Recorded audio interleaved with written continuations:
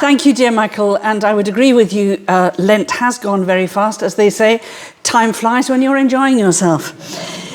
So I'd like to begin by thanking the Loyola Institute for inviting me to come over the Irish Sea and address you all this evening.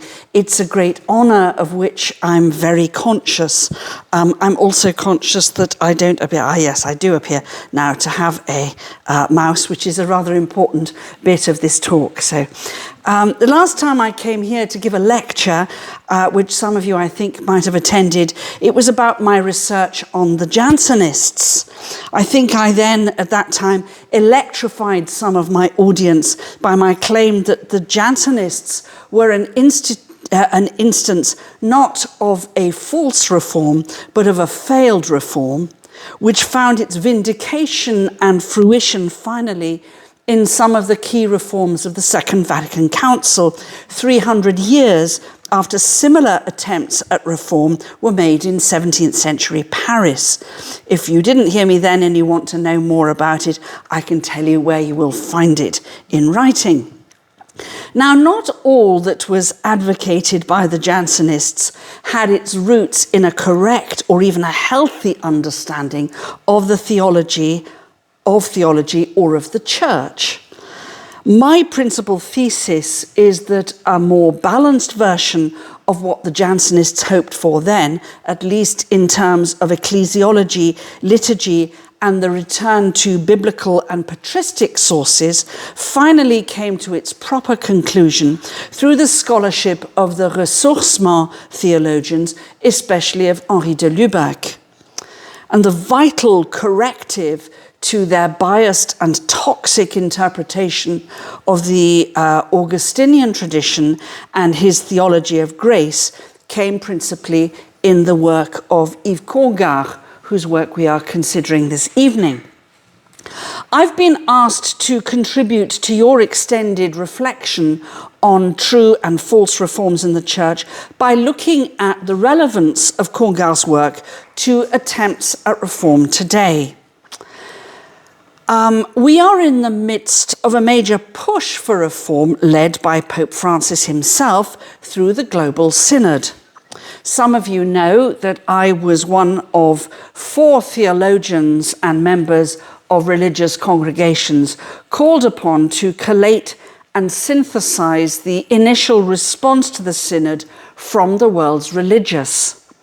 It was, to put it mildly, a massive and very challenging task, but a huge privilege.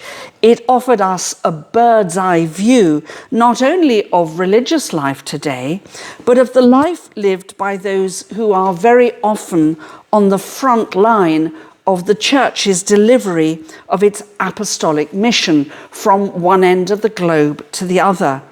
The experience was rather like being put in a room with 1,000 radios all speaking at the same time, all in different languages, all at pitch of voice and at massive enthusiasm, and trying to work out what everybody was saying.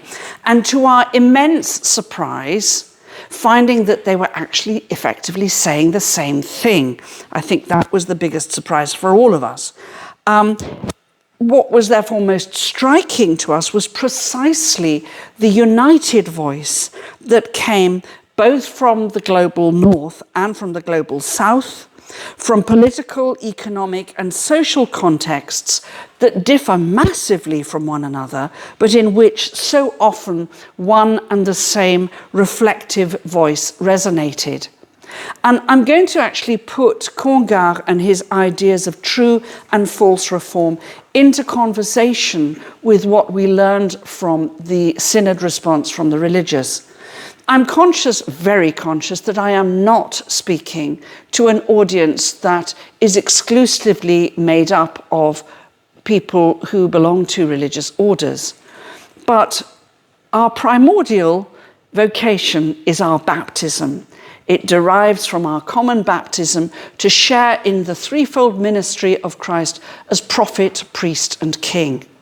And in that respect, when one part of the body, which is trying to exercise those threefold gifts in a prophetic, priestly and kingdom manner it actually speaks to the whole body. And therefore, I think there are very powerful resonances with the responses that have come from other parts of the church and indeed from the peripheries of the church itself.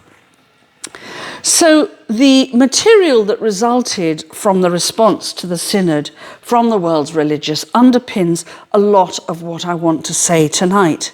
So also does the work I've been engaged on since the beginning of the COVID pandemic and its consequent lockdown on hope and the need for hope in the church, which I hope resonates with what you've been looking at in the last couple of lectures here. It feels, at least in my part of the world, as if hope has been in rather short supply within the Catholic Church of late. Part of the critique of the synod from those who perceive it as an extended exercise in disloyalty is that it is destroying faith, hope, and love for the church. I would personally not be in agreement with such an analysis. My work on hope has centered largely on Pope Benedict's encyclical Spe Salvi, a really magnificent document which, through no fault of its own, but because of when it appeared, rather disappeared without trace and without comment from the wider church. In one of its opening paragraphs, it says this: "The Christian message is not only informative, but performative.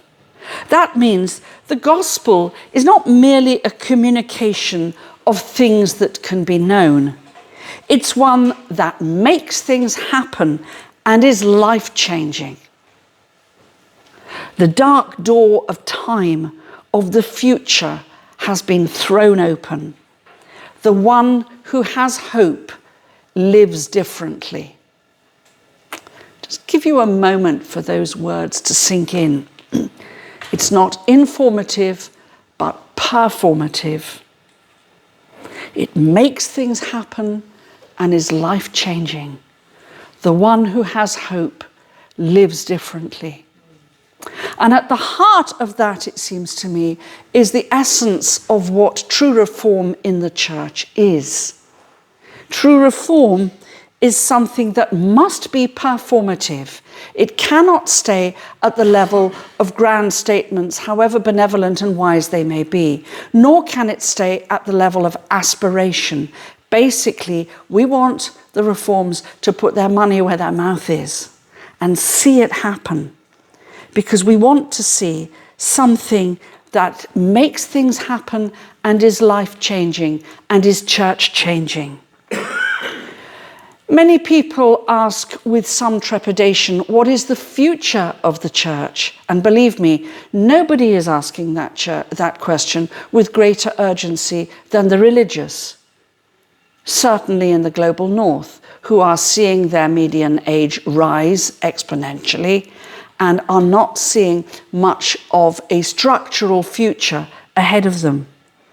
But if hope is life-changing, and if it makes things happen, then we are invited to believe, both in the church and within religious life, that the dark door of time of the future has been thrown open and is thrown open by the impetus for reform within the church.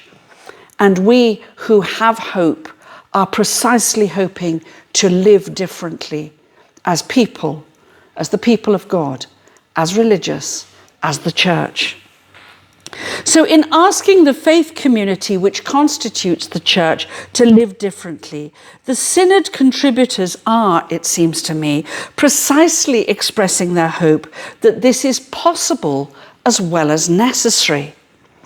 If we've been calling for change, it's because we know that change is possible for us, and that it's possible for us to live the gospel message more authentically and more fruitfully. Where there is no hope of change, there is no call for it. So we must see the Synod and all genuine calls for reform within the Church primarily as exercises in hope. Now, writing about the urgency of reform in the Catholic Church of the 16th century, Yves Congar notes that a major problem in pushes for reform at that time was the failure of the hierarchy to develop a sense of urgency. He says, and I quote, "The key difference, much to our advantage," and he's talking of his own generation, "is that the Church today possesses a purity of spirit, resources, and pastors, as well as a commitment to its apostolic mission that the beginning of the 16th century lacked. Vatican II has clearly proven that." Well, I wonder what we would now say decades after Vatican II. I would certainly wish to agree with him that in the person of its chief pastor, Pope Francis, we do indeed have someone who possesses a unique purity of spirit and who, driven by his commitment to apostolic mission, is willing and able to call upon resources that hitherto have largely been ignored by the Church, namely lay people, including women and those who are perceived for whatever reason to be on the peripheries of the community.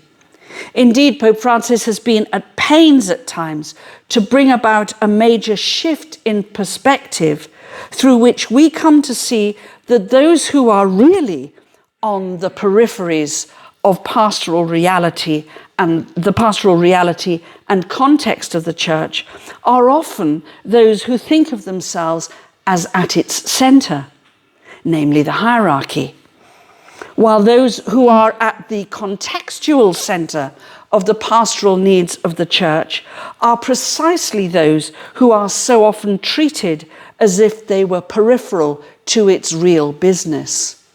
It's a kind of inside-out movement that he's been engaged in.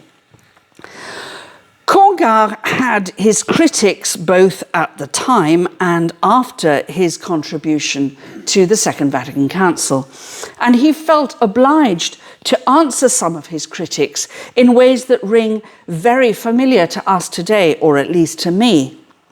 He claims that the self-critique of the Church does not lie in a lack of loyalty or coherent theological perspective, as was claimed in his time and is being claimed today in ours. On the contrary, he counters that it lies precisely in a deep attachment to the Church. He says it lies in a desire to be able to trust, despite the disappointment of someone who loves and expects a great deal from the Church. If, he continues, certain proposals for reform have given some people the impression of being revolutionary, it should be recognized that these revolutionaries act in a spirit of fidelity to the Church. The word revolutionary is an extremely loaded word to anyone who comes from Latin America. And it strikes me very powerfully as someone who has had experience of living and working in the Latin American Church. How often in his papacy, Pope Francis has called upon us to be revolutionaries of tenderness. And I wonder what we think he means by that. He is not being sentimental. It's worth us remembering that most Latin American revolutionaries die, including St. Oscar Romero, one of the greatest conservatives turned revolutionary of the Church of the 20th century. So when he's asking us to be revolutionaries of tenderness, he's asking a very, very serious thing. I would concur with Congar that if there is a vehemence within calls for reform that we hear emanating today from the Global Synod, he says, there is neither revolt nor bitterness. Rather, there's a very deep attachment encouraged by the rediscovery of the Church. Congar points out that if there's a crisis or uneasiness which lies at the root of present-day reform, it's not a crisis of loyalty. Certain critics, he says, have experienced a feeling of uneasiness, a malaise. They've felt that their pure, necessary, justified demands have been insufficiently taken into consideration or even treated with a prejudice of suspicion. They felt that their leaders don't recognize the urgency of problems as seriously as they do, and that despite the exhausting effort they devote to their proposals, they're in danger of failing, either because their urgency is recognized too late or because in the end the principle is called into question. And I would go back to looking at those adjectives that Congar uses with regard to the demands for reform, that they must be pure, necessary, and justified. I think when he's talking about pure, he means kind of purity of intention, that they don't come with a hidden agenda. They don't come with a personal or a political agenda, an agenda of pushing my convenience or what is going to elevate me personally or my group in a way that actually is not consistent with the union of the body described by Paul. It's necessary, it's not peripheral. Dear friends, we are really not talking about what colour pom-pom anybody wears on his hat in the sanctuary. And it needs to be justified. It needs to be justified by the call of the lived experience, the pastoral need of the people of God and the people in the world around us. Now, the churches of the global north have been devastated, as you know, only too tragically well here, by the impact of abuses of power, of conscience, and of the person within the church, and by justified accusations that leaders did not recognize the urgency of the problem until it was too late, or fatally called into question the principle of dealing with such accusations in a way that was consistent with justice and with the gravity of the crimes committed. My experience, and my experience from the Synod, is that the churches of the global south have barely begun to deal with these issues, and the response when they do will be a tsunami. And that is the voice of the religious speaking, who have witnessed it among themselves and in their own bodies.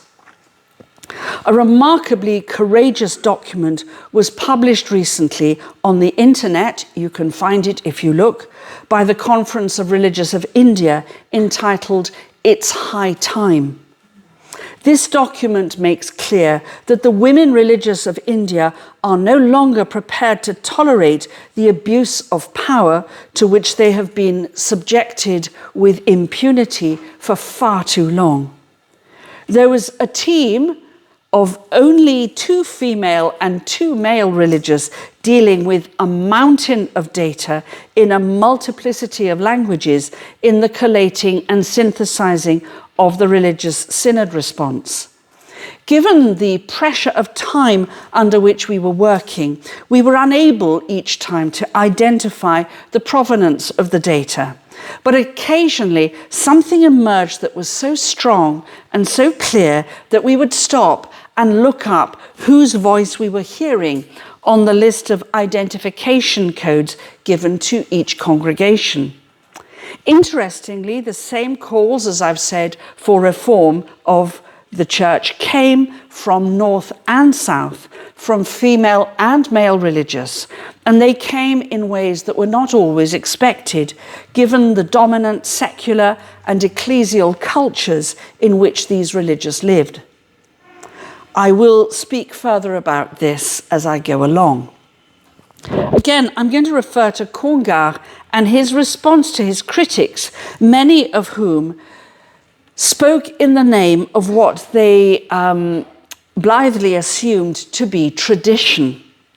though speaking as someone who lived through the times to which sometimes our present-day critics speak of tradition, I often personally fail to recognize the times as they are described. It seems to me that when people of a younger generation than mine critique me in the name of tradition, it's a tradition I don't necessarily recognize. And I'm reminded of a saying, I'll probably garble it, but anyway, if I can remember, by Pablo Picasso.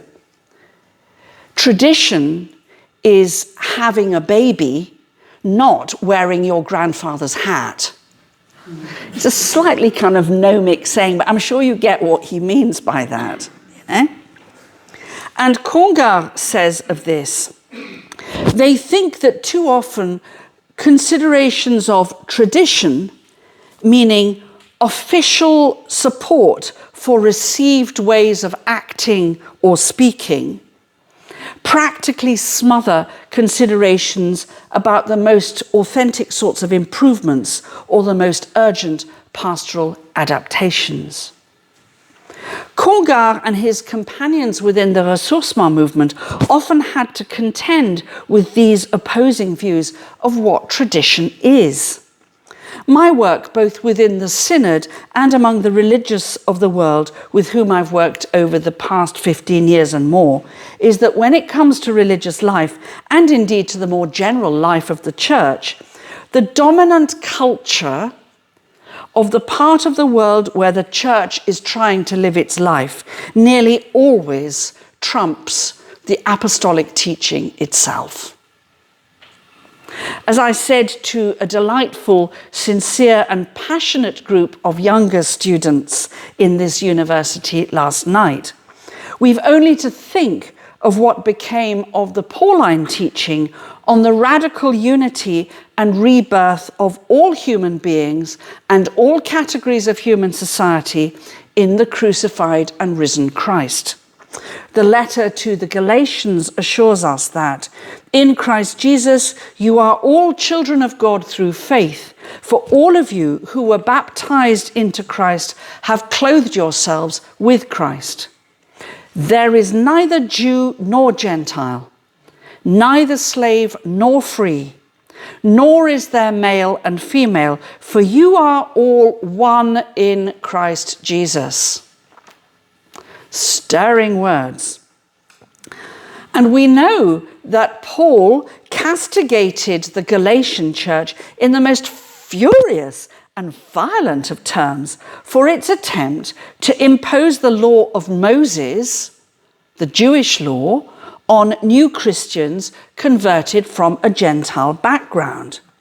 Paul would not tolerate for a moment opposition to his teaching that in Christ there is neither Jew nor Gentile, but only one body in Christ Jesus. He appears in the letter to Philemon, at least implicitly, to carry out his teaching on there being neither slave nor free, and to enjoin it on the owner of the runaway slave Onesimus. Even though we look in vain in that letter and elsewhere in the Pauline corpus for an explicit rejection of the institution of slavery as such. And this would have terrible consequences in the Church in its subsequent support of and condoning of the slave trade in later centuries. There is room, I would argue, to find a similarly implicit assumption of Paul's teaching on there being neither male nor female in Christ, with his own collaboration with and respect for those independent women of business like Lydia and Prisca, on whose support he relied for his ministry. So far, so good, dear Paul. Yet, in teaching that appears to derive from Paul, and there are questions as to how genuinely Pauline it is, there's also a severe restriction of the role of women within the faith community that appears totally to undermine and contradict what he teaches in the letter to Galatians. From the letter to the Corinthians. A man ought not to cover his head, since he's the image and glory of God, but woman is the glory of man. For man did not come from woman, but woman from man. Neither was man created for woman, but woman for man. Oh, Paul, what happened to Galatians, my friend? And from the letter to Timothy, again, allegedly from Paul, though pretty much certainly not. Let a woman learn in silence with full submission. I permit no woman to teach or to have authority over a man. She is to keep silent. For Adam was formed first, then Eve, and Adam was not deceived, but the woman was deceived and became a transgressor. Yet she will be saved through childbearing, provided they continue in faith and love and holiness with modesty. I return to Congar's definition of tradition as official support for received ways of acting or speaking. Just think about that for a minute. Tradition, says Congar, when it is interpreted as official support for received ways of acting or speaking. That, says Congar, is false tradition, just as there can be false reform.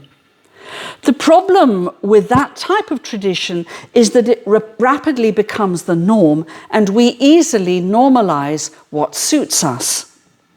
At the very outset of the global pandemic, I received a card from one of our sisters in Germany. It depicted the globe wearing a COVID mask, and the logo read, "Don't let's try to get back to normal. Normal was the problem in the first place." 200 years ago, no one in Britain could see anything wrong with the national prosperity being based on a trade in human flesh. The movement for the abolition of slavery was begun by William Wilberforce and his colleague, the convert former slave trader John Newton, who wrote the hymn Amazing Grace. Both were considered mad, bad, and dangerous by their contemporaries, and only very slowly did these come to see the full horror of what they had accepted without question. I frequently ask myself what those who come after us will think 200 years hence of what we now consider normal and acceptable within society and within the church. There would be an interesting topic of debate, huh? It's one of those oft-repeated moments when I wish God would give me the gift of time travel just so that I could look back and see. And yet that might mean I would have to change from ways that make me feel both comfortable and justified. So perhaps I wouldn't like that gift so much after all. So if normal is the problem in the first place, what is problematic in what we have found to be normal within the church? In what way does the way we are living church actually base itself on official support for received ways of acting and speaking?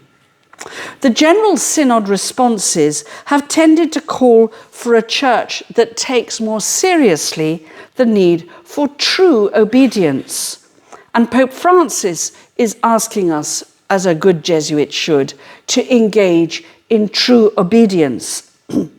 This obedience does not consist in blind compliance with every word that emanates from diocesan headquarters or indeed from the Vatican. It's an obedience consistent with the Latin root of the word ob audire, which means to listen attentively. To what are we being asked by the Holy Spirit to listen attentively, and why? We're frequently reminded that the church is not a democracy or a trade union. And it's certainly not the case that we are divinely bound to listen to the voices which shout most loudly. My own country has been doing that in recent years in the political sphere with devastating consequences. But from the earliest times, the Spirit's presence has been discerned within the reflection of the people of God on their lived experience. When we do not listen to this lived experience or take it seriously, whether it's our own or that of others, we miss the voice of the Spirit. As the poet Eliot said, we had the experience but missed the meaning.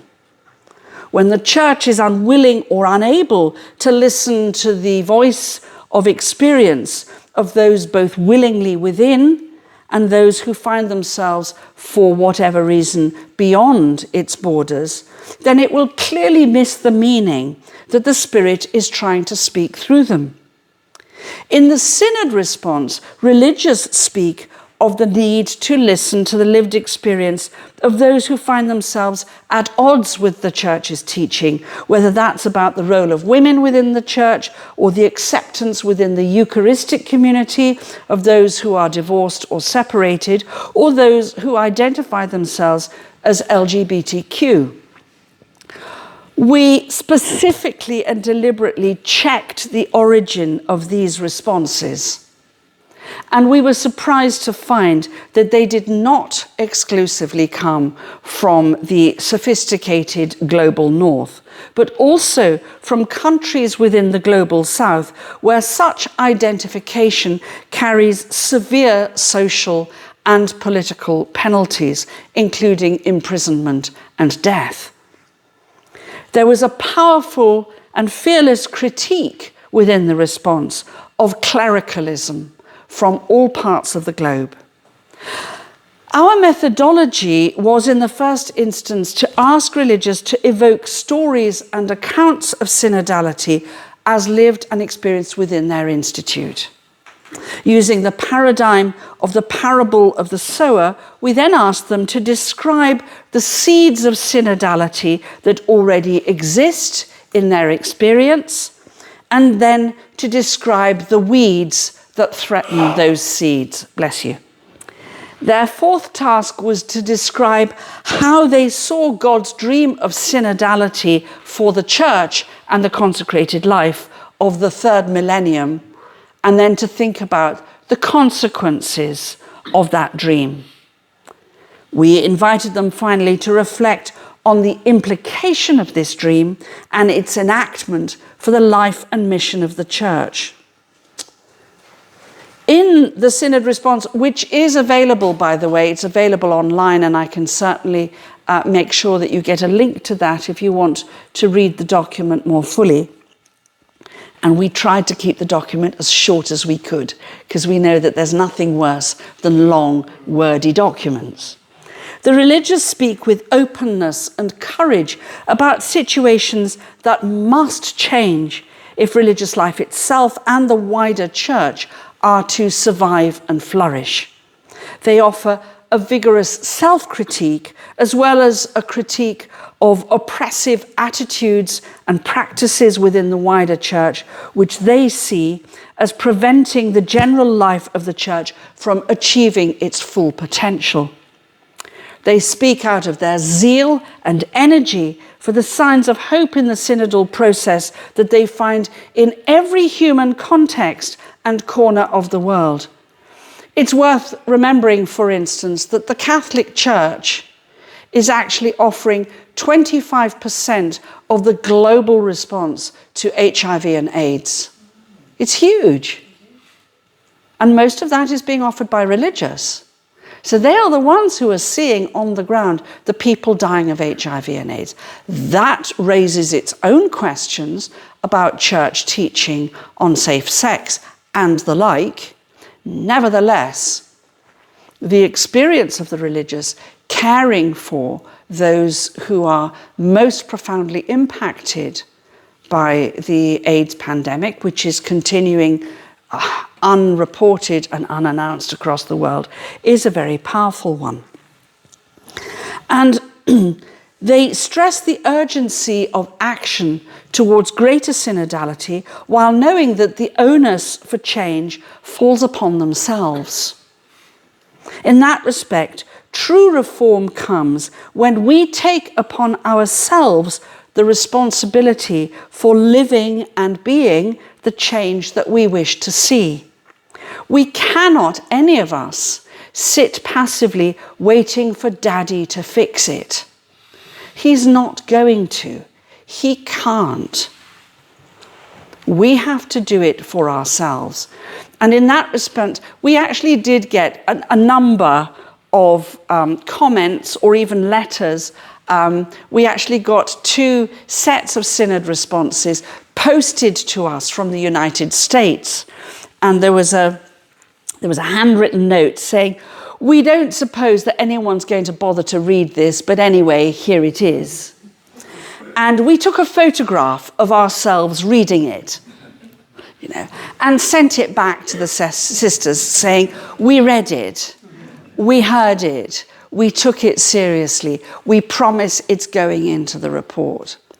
And I have heard, I don't know about you, but many people saying, what's the point? Is this a genuine reform? I mean, what's it going to lead to?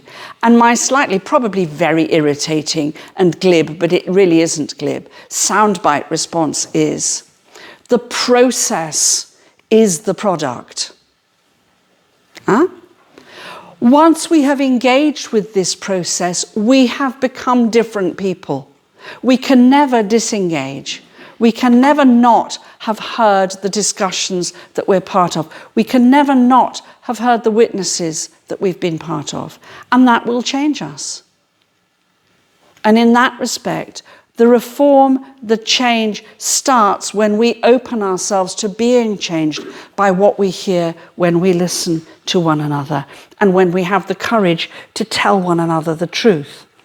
Of course, any authentic reform must come in dialogue with those whose vocation it is, mandated by the Church, both to teach and to lead. But let's remember that bishops and clergy teach and lead with the consent of the taught and the led.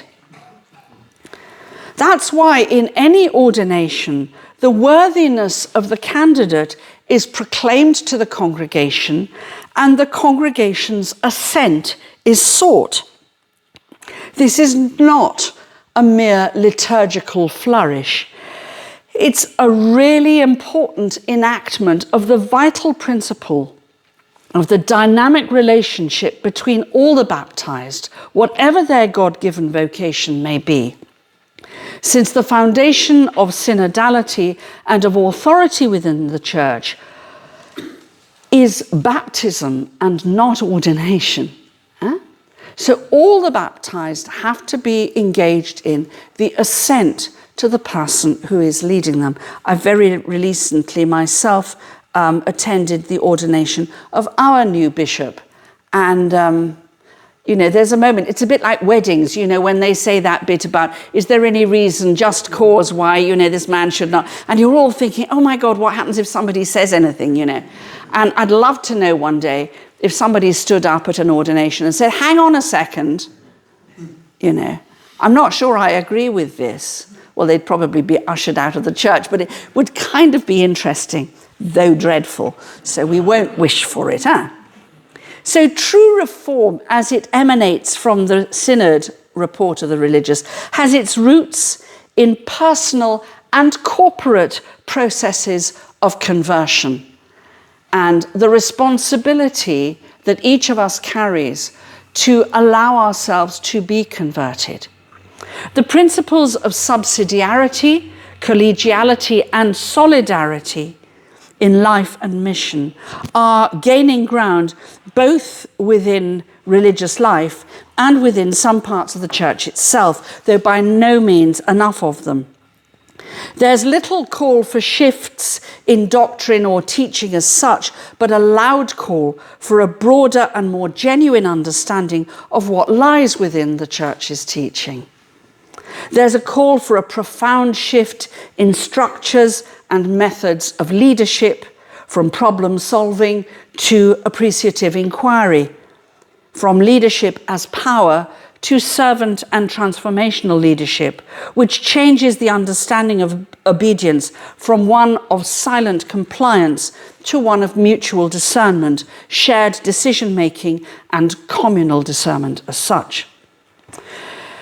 We are told in the overall synod document that religious are called to be missionari dell'ascolto, missionaries of listening. And I think that that is not the exclusive task of the religious. I think all of us in true reform are being called to be missionaries of listening, whose key verbs are listening, participating, praying, and seeking. Okay. So to end, because I've been talking a lot about the ways in which reform is seen, what kinds of seeds of synodality were seen within the church? When we present the inclusive and non-exclusive face of the church and renounce any kind of exclusive and excluding attitudes, racism, sexism, homophobia, and the like, through consultation, through dialogue, through joint reflection, and above all, through self-examination. There are seeds of synodality when we break new ground in solidarity, opening new avenues of presence in diverse movements and in alliance with like-minded groups to address key social issues such as climate change, the migrant issue across the world, homelessness, etc. Because what is seen as important is for the Christian church to be seen as a credible subject and reliable partner in paths of social dialogue, when it creates a welcoming atmosphere which helps people to be free and willing to talk, to share their ideas, their hopes and experiences. There was a clear call within the response to include lay people and religious women and men in the formation of seminarians, so that the ordained ministry is seen not as a clerical caste, but as a branch of the baptized, a refined form of the baptismal vocation in line with the teaching of the Second Vatican Council, so that it might influence the emergence of a church that is more participative and welcoming. Very briefly, what are the specific weeds that were seen as choking all these seeds? The climate of division and polarization, which manifests itself in dogmatism, pride, hypocrisy, envy, jealousy, and petty slander. Some religious expressed skepticism that critical voices would be heard without being censored in their diocese or their parish. They saw as stifling the seeds of synodality and therefore as a counter-reform, as it were, theological, moral, social, and liturgical fundamentalisms. And when such fundamentalist movements are supported by political, economic, and media groups who are trying to regain patriarchal power and establish a pre-Vatican II model of seminary formation, it was seen as a profoundly pernicious cultural influence. Those from the global south also named things like the caste system, tribalism, regionalism, nationalism as movements which in and of themselves are deeply contrary to the spirit of baptism described by Paul. And they flagged up over and over again the problem of sexism, both within decision-making structures and even within the language of the church, so that women are excluded from meaningful roles in the life of the church and discriminated against, certainly within church structures, for instance, by not receiving as religious a fair wage for their ministries and services and being used and regarded as a cheap labor force. there was a great critique of the patriarchal and hierarchical model, as I've said, which favours clericalism and disregards the fundamental dignity of every baptised person. Because within this is a historical, social and cultural supremacy of the masculine, which considers the clergy as a race apart and motivates an arrogant and disrespectful treatment of the laity, preventing forms of collaboration and mutual relationship. And this was seen as being toxic for the priests as well as toxic for the laity, and placing intolerable burdens on many good men who go forward in a desire for service to the priesthood. So failures in leadership were certainly raised as a major issue, but also failures among the people of God themselves, in that they will collude very often with oppressive structures of leadership, because it's easier just to go along with what Daddy says, rather than to stand up and be counted as having a counter voice. So structures that are authoritarian, that are exclusive, that are intimidating, that impose uniformity in a rigid manner, that impose outdated mental and structural models, and that mean that old tensions and unresolved tensions and wounds go unhealed. All of these were named as issues within the wider church and within religious life that need to be paid attention to. So where does this leave us? And where does this leave us in regard to what Congar speaks about true and false reform? Everything that I have done in recent years in the kind of research that I have done has highlighted for me the major impact all across the world that dominant cultural models have on our understanding of and interpretation of the gospel. The trouble with dominant cultural models is it's like a big group of people shut up in a small room with no fresh air. We all carry on breathing the stale air, and after a while we no longer notice that it's stale. It's only when someone walks into the room from outside and says, "Gosh, it stinks in here," that we realize there's a problem. We've got so used to breathing the toxic air. And this is frequently what happens with dominant cultural models. We're so used to it, we have normalized it. It is what's normal. And we fail to realize that normal is the problem in the first place.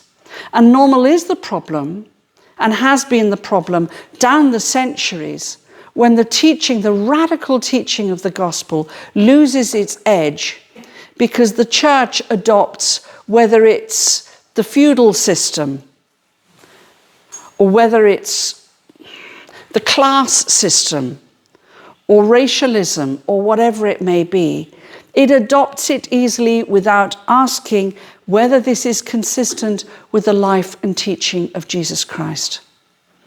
So if we are to have true reform, it seems to me that one of the things we need to do is actually take off, if we possibly can, our unconscious cultural spectacles and try as best we can in the light of the gospel to see the world with the eyes of Christ himself. We will only do that if we talk to one another. We will only do that, as Congar and his ressourcement theologian companions told us, if we return to the sources, the source of the scriptures themselves, the source of the life of the church. It's a difficult task, it's not an easy task, and it gets more and more difficult, it seems to me, as popular culture becomes more and more embedded in the life of those who imbibe what they understand by culture from the internet. It's a great task, but it's an exciting task, and above all, it's a task that should give us energy and hope. The one who has hope lives differently. Thank you very much.